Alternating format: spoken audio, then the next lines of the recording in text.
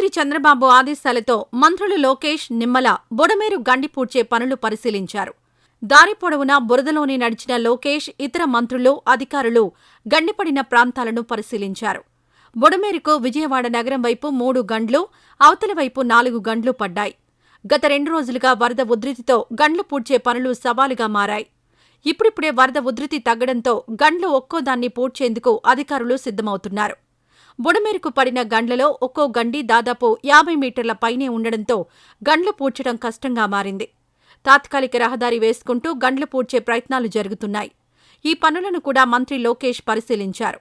ప్రతికూల వాతావరణంతో గండ్లు పూడ్చడం కొంత ఇబ్బందికరంగా మారింది. వాస్తవ పరిస్థితులను పరిశీలించారు.